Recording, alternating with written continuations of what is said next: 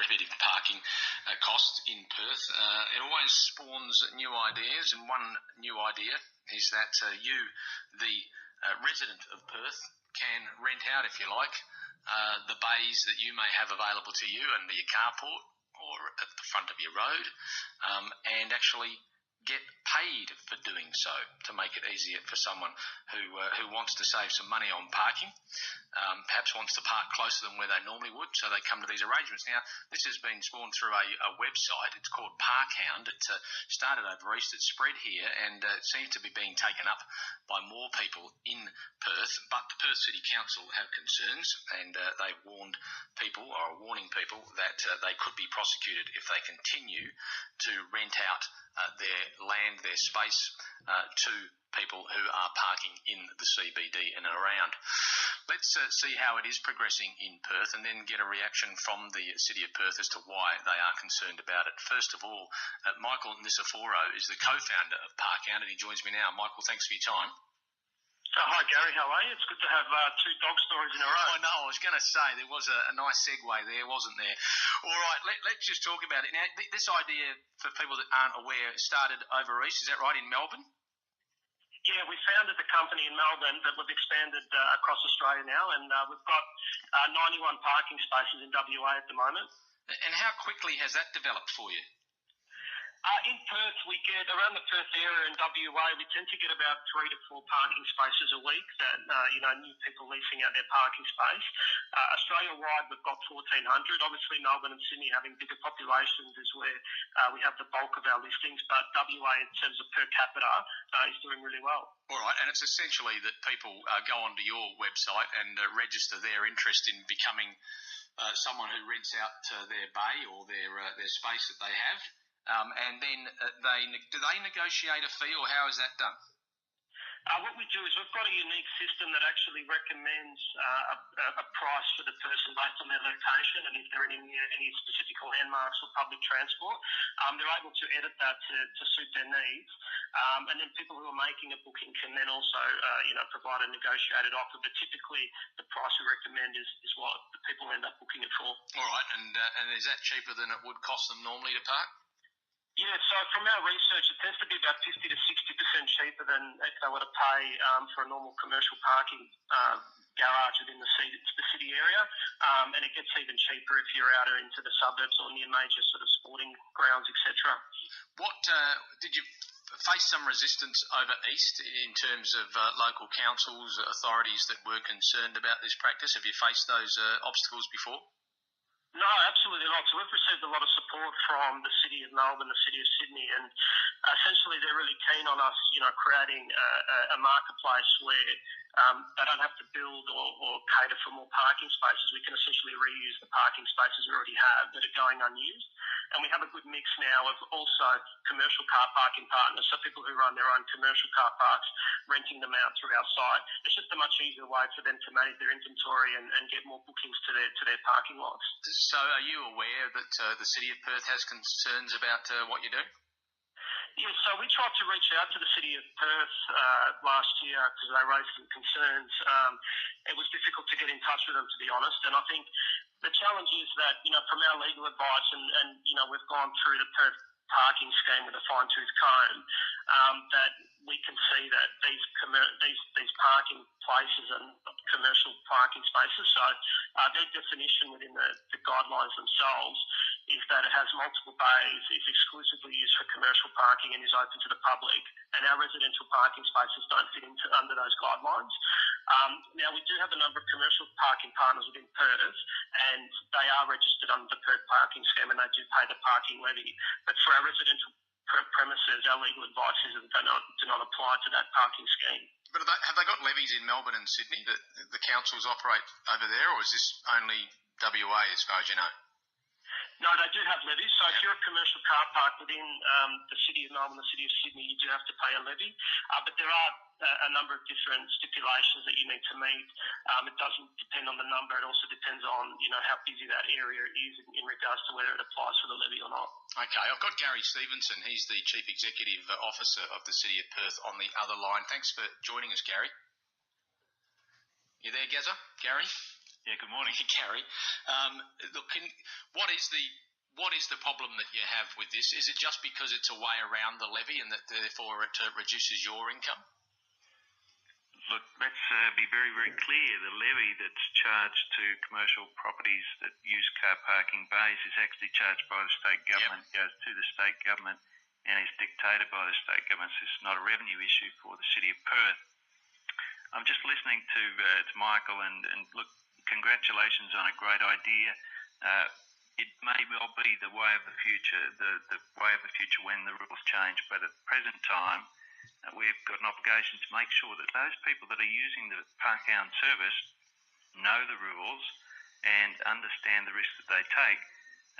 Anyone can buy cheap goods. They could be stolen, they could be second-hand, out of use by date, anything. You can buy things cheaper, but if they don't comply with the rules that are in place, then the buyer takes a risk, and so does the seller in some cases. So our efforts are particularly designed to ensure that those people using Parkhound services and similar know the rules and are aware of the risks as they currently exist. But are you looking at prosecuting the people who are renting out their space? I mean, have you taken some legal advice on where you stand with that? Well, we know exactly where we stand. Our efforts to date, and we did write to Parkhound, despite the advice that we were hard to get in touch with. Our advice in 10th of July in our letter to them was very, very explicit. And that is asking them to ensure that any of the people that procure their services through the Parkhound site know the rules and are aware of the risks of prosecution. Now, we haven't taken prosecution on any yet, but clearly our desire is to ensure that people understand those risks. Oh, so what are the rules, though? I mean, if I say to someone, Bob, you can park in my bay, you can park under my garage, what's the big deal with that? Well, a planning scheme in a big growing city, and we're not talking about a backyard suburban situation, I'm sure you appreciate that. We're talking about a growing city. Every single one of the developments in the city is required to obtain approval under the planning scheme. That's under legislation determined by state government and planning schemes administered by council. When you apply for a planning permit, as I'm sure you're aware, you do so for a specific purpose and you're obliged to meet conditions that are imposed on that permit. So the landowner is obliged to ensure that anyone using the property knows those rules. Now, if the application in the first instance was for a commercial car park where it was just going to be let out, it might be a very different consideration to that which is a residential development, which has a requirement basis for the residents.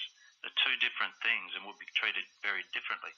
So in the first instance, the landowner, the property owners and the people that inhabit have an obligation to meet those planning conditions. Now, separate to that is the state government's own Perth Parking Management Act, and that requires that any commercial bays are licensed and also pay a fee to the state government. That fee is several $100s, as you know. So again, Parkhound's a great idea, but it's around the rules. Is the state government putting the heat on the council, is it, in terms of this? No, we understand the state government through Department of Transport has made contact with Parkhound itself, and it has that right as the regulator of parking management in the city. We're making contact with Parkhound, trying to ensure that they let people know that there are rules that need to be obeyed and that they risk that those people that don't obey those rules, not dissimilar to someone that sells stolen goods. All right, I think Michael's still on the line. I'm running out of time a bit here, but Michael, what you just heard there, what do you make of that?